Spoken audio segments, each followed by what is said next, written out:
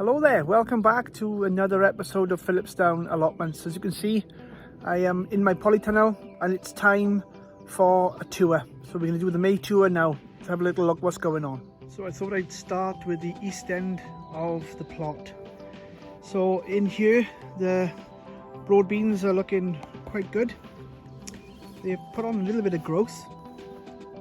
But I think this rain that gives us absolutely hammered down through the night. This rain that we've had, I think, is going to do them so good. It's been so dry in April that it's very unusual. It's the driest month we've had for a long time. So I think this rain that we've had the last day or so will make a huge difference. But it'll also make a difference to some of the weeds that will come up. Even though I'm no dig and I get very little weeds, there are still weeds that will grow. So I'll have to keep an eye on that. But these are broad beans, which are all stringed ready, as you can see. So that will give them the support that they need, so they're doing excellent. I got some first early potatoes just coming up in this container. This container has got main crop potatoes in. These over this side are my raspberries. They are putting on tremendous growth again, but this rain will definitely bring all of edge on. It will bring all of edge on, so yeah, it's superb. So we go across to my my other bed. So this frame you might have remembered me building. It's basically just a steel structure to support the peas, and as you can see, all the peas are pushing through. These are called Alderman. These grow about 2 meters tall. Incredible growth and incredible yields off these. These are fantastic crop, these are. This container, you may have seen in the last video, I haven't done nothing with it yet. Because I'm in two minds. I'll explain as I go through this bed, but I might change things around a little bit in here. So, Pak Choy. They are looking really healthy. They are looking lush plants. They're so good. And this no dig does this business. I got a couple of pellets in there to protect from the slugs. It's funny it is, because on this bed I have a lot of problems with slugs, and I'm sure it's because of the wooden sides.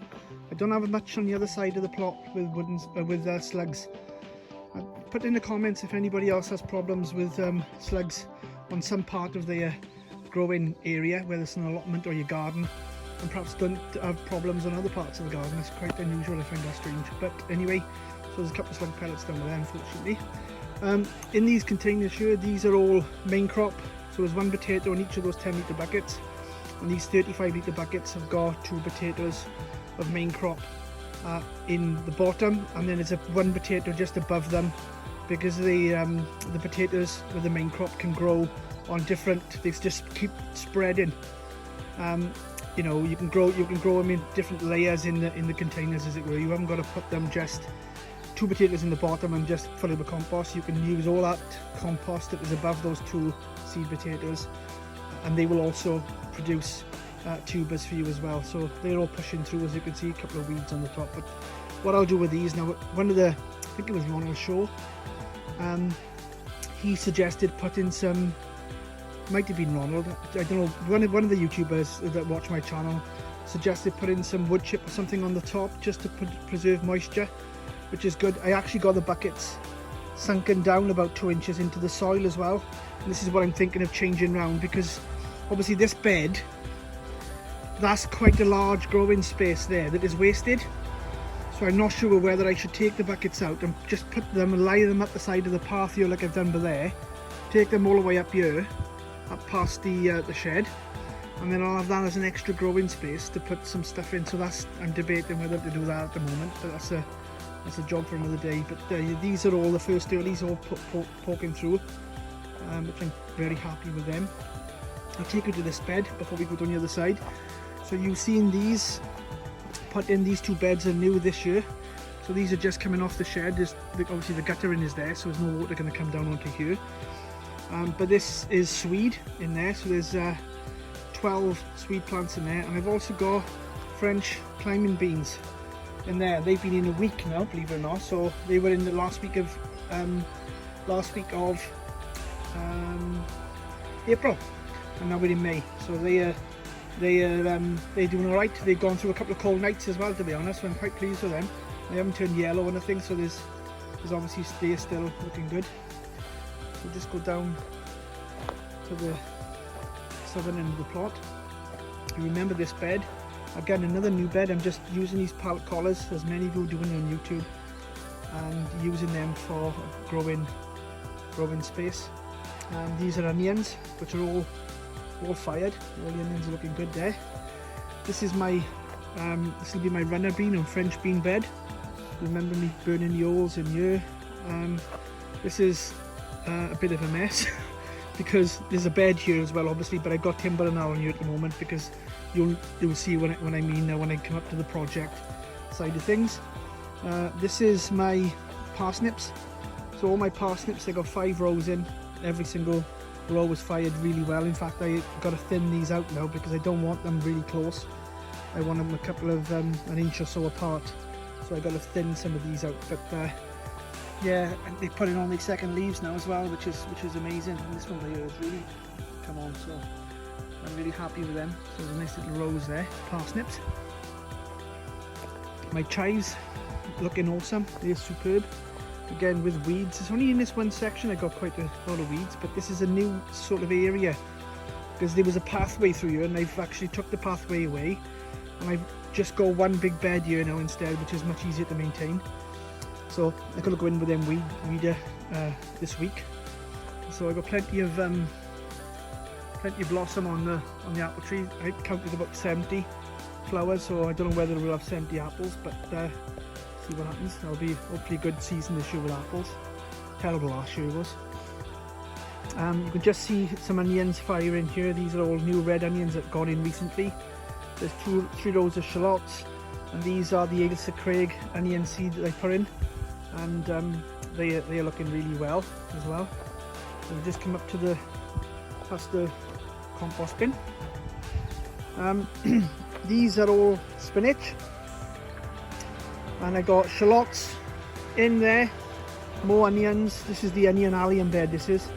I got more onions in there, and then this, you can see the difference there. It changes because I've actually mulched with some compost here, and obviously you still got old bits of wood and stuff like that from last year's compost that went on there. It's still okay. Everything's growing alright, so there's no issues with that. And there's a lot of red onions here as well, and I've also got garlic, which is just starting to poke through. Now I was a bit late putting the garlic in. It'll be alright, even if I harvest it in August at some point. It'll be good. Now this is the south end of the plot. These 2 smaller beds that I'm going to be having now because of the project that I'm in the middle of at the moment. So these 2 beds will be changed from next year. So what I'm going to do is take away that path and just have one square bed where I can get access from this side and that side of the tunnel, and then this path then will be removed, the chip-ins, because underneath there it's just normal soil anyway. So I just top it up so the nutrients and things are in there. So I just take all the fresh wood chips off, put them in the paths, and then I'll be able to put compost on top of that and have that as a growing space. I got some more peas in over there, as you can see. And then here is the project that I was talking about, why things have changed around a bit. So here I've got 8 meters in length coming down that one bed. I took all the wood out of here, you'll probably see on other channels, and I've painted these 2 new pieces in here as well. So these are 2 meters, 2.4 meters, so it's 8 foot in length, these timbers, like railway sleepers they are. And I've basically fastened them down into the soil, and I've actually fastened them and joined them with plates all the way up and around. Now what's going to go on here is another polytunnel. That's a 6 meters by 3, and that's a lovely growing space. This is going to be 8 by 3, so this is going to be a longer one. So this polytunnel will all be all indoors. All these beds will be growing spaces inside, which I'm really excited about. I'm looking forward to doing as well. So there's a couple of bags of some extra topsoil that I've purchased for the beds. We'll come to what's growing in there now. So that's basically the arrangement that I've got there at the moment. So the door will go here, and I'll put another door down the other side. There's a zip going to be on the polytunnel. It's only a cheap version like that, but it's just a white one. It's not green.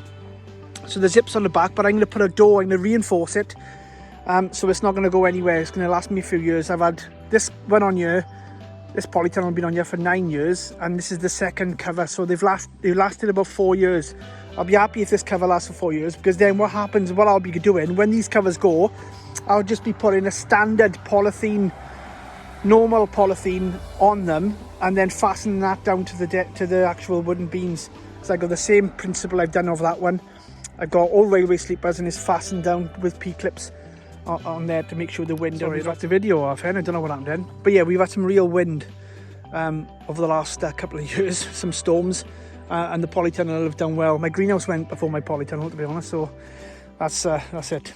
So there's the onion bed. There'll be 2 beds in here, which will be mainly for salad crops I'll be growing. Oh, I didn't tell you this, did I? I've also got stuff in here as well. So you can see here I got spinach growing in here as well. So I got some spinach, and I've also got some multi-sown spring onions.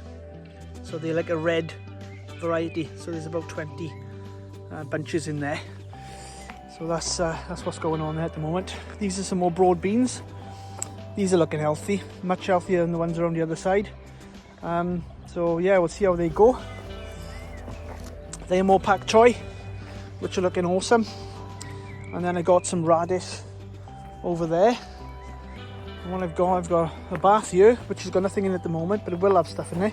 And what I've done this year, see these trays? So they are going into the ground. So they're about 6 inches long. And what I've done, I've multi-sown a couple of carrots in the top. I'll thin them out to the strongest carrot, and I'm hoping that they will grow down right into the compost through these, through this growing space, as it were. You know what I mean? Not growing space. What do you call it? Carl, come on. Brain's gone. Through the module, basically. We'll grow through the module and down into the soil underneath, because there's a bit of an hole at the bottom about that wide, and I'm hoping the carrot will go down there. It's just a trial this year, but all the carrots have come up there, so that's a good, rather than putting them in the sandboxes, if I can do it this way, I'd rather just put this with compost in, fill these up, and fill them up with a couple of carrots each, and I've got, I don't know, 20 of these trays, and I can put them all out on the beds and do them that way. I've got a couple of lettuce underneath there, which I've had a bit of a bashing because we had a bit of a wind last night. Here's my my brassica cage, brassica bed.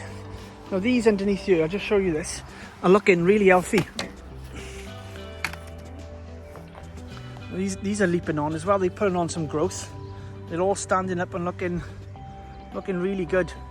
So in here, this bed, this is 8 meters.